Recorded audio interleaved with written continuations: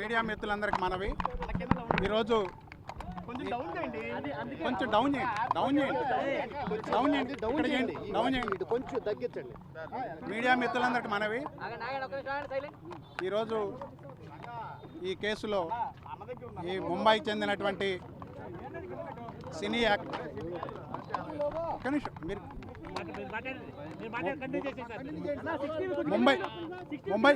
ముంబైకి చెందినటువంటి cine actor Kadambari జత్వాయన్ కేసులో స్టేట్మెంట్ రికార్డ్ అనేది ఇప్పుడు జరుగుతూ ఉంది. బాధితురాలు అదేవిధంగా వాళ్ళ మదరు వాళ్ళ ఇద్దరు కూడా ఈరోజు స్టేట్మెంట్ ఇస్తూ ఉన్నారు. వాళ్ళ దగ్గర ఉన్నటువంటి సమాచారం, ముఖ్యంగా వాళ్ళు ముంబైలో కొంత సమాచారం సేకరించుకున్నారు. ఈ అగ్రిమెంట్ ఏదైతే బేస్ చేసుకొని ఈ కేసు పెట్టారో, ఈ అగ్రిమెంట్ బేస్ చేసుకొని పెట్టినటువంటి కేసులో ఆ అగ్రిమెంట్ కూడా తప్పుడు అగ్రిమెంట్ అని చెప్పేసి వాళ్ళు కొంత డాక్యుమెంటరీ ఎవిడెన్స్ తెచ్చుకొని కమిషనర్ ఆఫ్ పోలీసు అదేవిధంగా ఈ కేసులో దర్యాప్తు అధికారి గారికి అందజేయడం జరిగింది. ఇప్పుడు వీడియో ఆడియో రికార్డు జరుగుతూ ఉంది. ముందు బాధితురాలు స్టేట్మెంట్ రికార్డ్ చేస్తూ ఉన్నారు. ఒక 10 నిమిషాల్లో బాధితురాలు రికార్డ్ అయిపోయిన తర్వాత వాళ్ళ మదర్ కూడా స్టేట్మెంట్ ఇవ్వాల్సి ఉంటుంది. అది ఒక అరగంట 30 గంట సేపు పట్టేటువంటి అవకాశం ఉంది. వాళ్ళ దగ్గర ఉన్నటువంటి అన్ని డాక్యుమెంట్ ఎవిడెన్స్ ఇస్తూ ఉంది. ఒకవైపు ఏంటంటే సోషల్ మీడియాలో కానీ ఎలక్ట్రానిక్ మీడియాలో కానీ కొంత దుష్ప్రచారం ఆమె మీద జరుగుతూ ఉందని ఆమె చాలా బాధపడుతూ ఉంది. దీనికి కారణం ఏంటంటే ఆమె మీద ఈ ఒక్క కేసు తప్ప వేరే ఎక్కడా కేసులు లేవు. రెండోది ఏదో హనీ ట్రాప్ అది ఇదని కొన్ని సోషల్ మీడియాలోనూ కొన్ని ఛానల్స్లోనూ వస్తూ ఉన్నాయి. కానీ దానికి ఒక క్లారిటీ ఏంటంటే ఆమె ఏం చెబుతా ఉందంటే, నేను ఎవరినైనా హనీ ట్రాప్ చేస్తే వాళ్ళతో నేను డైరెక్ట్గా మాట్లాడతాను, నేను మీడియా ముందు కూడా దాన్ని చెప్పదలుచుకున్నాను, నా వ్యక్తిత్వ హననం చేస్తే మాత్రం వాళ్ళ మీద చట్టపరమైన చర్యలు తీసుకుంటానంది. ఇక మూడో అంశం ఏంటంటే, ఈ కేసులో ప్రధానంగా 3 పోలీస్ ఆఫీసర్లు ఇన్వాల్వ్ అయ్యారని చెప్పేసి ఆమె చెప్తా ఉంది. వాటిలో ప్రధానంగా అప్పుడు ఇంటెలిజెన్స్ అధికారిగా ఉన్నటువంటి ఆంజనేయులు గారు, వారితో పాటు అప్పుడు కమిషనర్ ఆఫ్ పోలీసుగా ఉన్నటువంటి రాణా గారు, వారితో పాటు విశాల్ గున్నీ గారు, వీళ్ళ 3. ఈ కేసులో చాలా ఇంట్రెస్టింగ్ ట్విస్ట్ ఏంటంటే, ఈ కేసు పెట్టకముందే ఇంటెలిజెన్స్ అధికారులు ముంబై వెళ్ళి అనేక రకాలుగా విచారణ చేశారు. ఎవరినైతే కంప్లైంట్గా పెట్టుకుంటే బాగుంటుంది అనేటువంటిది ముందే విచారించుకొని ఈ విజయవాడకు చెందినటువంటి ఒక వ్యక్తిని ప్లాంట్ చేసి, అదేవిధంగా అగ్రిమెంట్ కూడా ప్లాంట్ చేసి ఒక కాన్స్పిరసీ ద్వారా ఈ కేసును పెట్టారని చెప్పేసి ఆమె ప్రాథమికంగా ఒక నిర్ధారణకు వచ్చింది. దాన్ని బట్టి ఆ స్టేట్మెంట్లో కూడా ఆ అంశాలన్నింటినీ చెప్తా ఉంది. ముఖ్యంగా 3 పోలీస్ అధికారులతో పాటు ఎవరైతే ఈ ప్రధానంగా ఈ కంప్లైంట్ సూత్రధారి ఉన్నాడో కుక్కల విద్యాసాగర్ అనేటువంటి వ్యక్తి, వారితో పాటు అతని ఫ్రెండ్స్ ఒక 2, వాళ్ళు కూడా అతని క్లోజ్ ఫ్రెండ్స్, వాళ్ళ 3. అదేవిధంగా పోలీస్ అధికారులుగా ఒక 2 అధికారులు పేర్లు ఆమె చెప్పలేకపోతా ఉంది. 5 రోజుల పోలీస్ కస్టడీలో ఆమెని అక్కడ ఉన్నటువంటి కేసు అన్ని విత్డ్రా చేసుకోవడం కోసం ఒక అగ్రిమెంట్ మీద సంతకం పెట్టమని చెప్పేసి ఒత్తిడి చేశారని ఆమె చెప్తా ఉంది. ఆ 2 పోలీస్ అధికారుల పేర్లు ఆమెకి ఇక్కడ లోకల్గా తెలియదు కాబట్టి చెప్పలేకపోతా ఉంది. వాళ్ళు ఎవరనేటువంటిది దర్యాప్తులో ఆ సీసీ కెమెరాలు అది కూడా అది పోలీస్ విభాగంలో అక్కడ జరిగింది కాబట్టి కార్యాలయం జరుగుతుంది, అసిస్టైన్ చేయాలి. ఇంకొక అంశం ఏంటంటే, ఈ మొత్తం కీలక మలుపులో ఆమె ఎప్పుడో 2020లో ఒక హౌస్ కొనుక్కుంటే 2018 అగ్రిమెంట్లో ఆ హౌస్ 2020లో ఉన్నటువంటి హౌస్ని 2018లోనే ఉన్నట్టుగా క్రియేట్ చేశారు కాబట్టి మొత్తం అగ్రిమెంట్ ఫాల్స్. నన్ను 40 రోజులు అసలు మంచి పాయింట్ ఏంటంటే మీకు మీడియాకి, ఆమెకు బెయిల్ దొరకకుండా చేసేందుకోసం విశ్వ ప్రయత్నం చేసి ఈవెన్ ఆమె వకాలత్ ఇచ్చినా సరే బెయిల్ వేయకుండా వాళ్ళు ప్రివెంట్ చేయగలిగారు. దీని వెనక ఉన్నటువంటి అదృశ్య శక్తులు ఎవరు, లేదా ఏమైనా పొలిటికల్ జోక్యం ఉందా, అప్పుడు అధికారుల జోక్యం ప్రభుత్వ జోక్యం ఉందా అనేటువంటి అనుమానం వ్యక్తం చేస్తూ ఉంది. అయితే అది ఇన్వెస్టిగేషన్లో తేలాలి. ఒక న్యాయవాదిగా నేను ఎవరి మీద తప్పుడు అభిప్రాయాలు కానీ లేకపోతే ఉద్దేశాలు కానీ ఆపాదించను. కానీ ఆమె చెప్పేది ఏంటంటే, నాకు బెయిల్ వచ్చే అవకాశం ఉన్నా బెయిల్ రాకుండా చేశారు, 40 రోజుల పాటు నా కుటుంబాన్ని చిత్రహింసలకు గురి చేశారు. అదేవిధంగా నా తల్లిదండ్రులు చాలా సీనియర్ సిటిజన్స్, రెస్పెక్టబుల్ ఫ్యామిలీ అయితే వాళ్ళని అనవసరంగా ఈ కేసులో తీసుకొచ్చారు.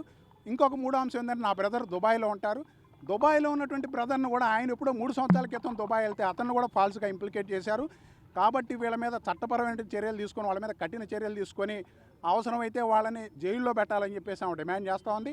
మరి ఇప్పుడు ఉన్నటువంటి స్టేట్మెంట్స్ రికార్డ్ చేసిన బేస్ను ఆధారం చేసుకొని ఆమె ఇచ్చేటువంటి రిపోర్ట్ని బేస్ చేసుకొని పోలీస్ అధికారులు సత్వర చర్యలు తీసుకోవాల్సింది. ఆంధ్రప్రదేశ్ ప్రభుత్వం కూడా ఆ విధంగా ఆమెకు న్యాయం చేయాలని చెప్పేసి ఆమె కోరుతా ఉన్నాం. మేము యాక్చువల్గా ఏంటంటే న్యాయవాదులుగా మా డిమాండ్ ఏముండదు, బాధితురాలు ఏం చెప్తే దానికి కన్ఫైన్ కావడం, మేము చట్టబద్ధంగా వ్యవహరించడమే తప్ప మాకు ఎవరి మీద ఇల్ ఫీలింగ్స్ కానీ లేకపోతే వ్యతిరేకత కానీ లేదు. ఆమె ఏదైతే చెప్పిద్దో అందుకనే స్టేట్మెంట్ రికార్డ్ చేసే ప్రక్రియలో మేము జోక్యం చేసుకోలేదు. ఆమె స్టేట్మెంట్ రికార్డు ఆమె స్వచ్ఛందంగా చెప్పుకుంటా ఉంది. అది ఆమె ఇష్టం. ఆమె వచ్చిన తర్వాత ఏం స్టేట్మెంట్ ఇచ్చిందనేది ఆమె మీకు ప్రెస్ కాన్ఫరెన్స్లో వెల్లడి చేస్తుంది. అదేవిధంగా రెండోది ఏంటంటే ఆమె అనుమతి లేకుండా దయచేసి నెగిటివ్ ప్రచారాలు చేయొద్దని మీడియా ముఖంగా మిమ్మల్ని అందరిని అభ్యర్థిస్తున్నా.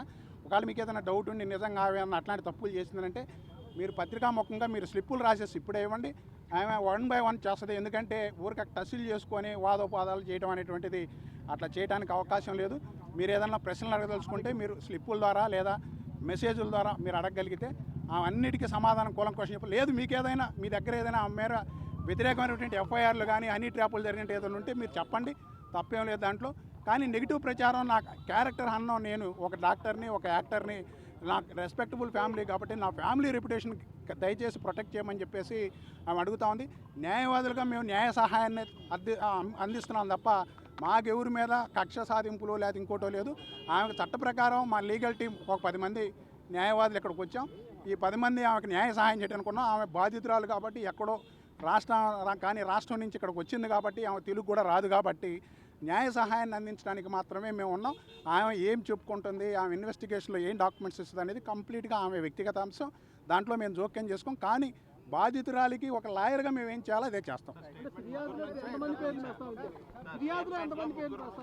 ఫిర్యాదు అనేటువంటిది ఇప్పుడు ఇస్తూ ఉన్నారు, బయటకు వచ్చిన తర్వాత ఆమె చెబుతుంది. కానీ నాకు అందిన ప్రాథమిక సమాచారం రకం ఇప్పుడు మీకు చెప్పినటువంటి పేర్లు ఎవరైతే పోలీసు 3 అధికారులు ఉన్నారో వాళ్ళు కాక ఇంకొక 2 అధికారుల పేర్లు ఆమె చెప్పలేకపోతా ఉంది. అది ఎవరనేటువంటిది ఇన్వెస్టిగేషన్లో తేలుతుంది. ఎందుకు వాళ్ళ తల్లి బాధితురాలు, వాళ్ళ తల్లి ఇద్దరు ఇప్పుడు స్టేట్మెంట్ ఇస్తూ ఉన్నారు. ఇంకోటి ఏంటంటే వాళ్ళు ప్రధానంగా చెప్పదలుచుకుంది కనీసం లాయర్లను యాక్సెస్ చేసుకోవడానికి, ఫ్రెండ్స్కి చెప్పుకోవడానికి, బంధువులకు చెప్పుకోవడానికి అవకాశం లేకుండా మొత్తం ఆర్థిక పరమైనటువంటి కట్టడి చేశారు. ఖచ్చితంగా వాళ్ళని పర్పస్ఫుల్గా కొన్ని రోజుల పాటు, నెలల పాటు జైల్లో ఉంచడానికి ఒక పెద్ద ఎఫర్ట్ జరిగింది అనేటువంటిది ఆమె చెబుతూ ఉంది.